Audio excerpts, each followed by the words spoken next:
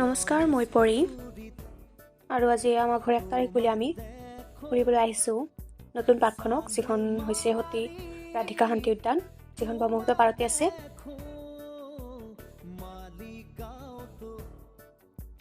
এয়া যাই থাকোঁতেই দেখিলোঁ আমি চিলড্ৰেনৰ বাবে কিছুমান এক্টিভিটি আছে আৰু ডাঙৰৰ বাবে জিমো আছে। আৰু আমি এতিয়া বিচাৰি আছোঁ সেই গ্লাছৰ ব্ৰিজখন, বিচাৰিয়ে পোৱা নাই এতিয়ালৈকে।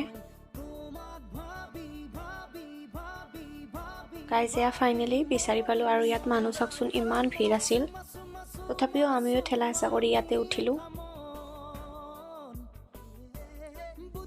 কোনে কোনে গৈছে এই পাৰ্কখনক কমেণ্ট কৰিবচোন, আৰু যোনে যোনে যোৱা নাই যাব, বহুত ধুনীয়া লাগে।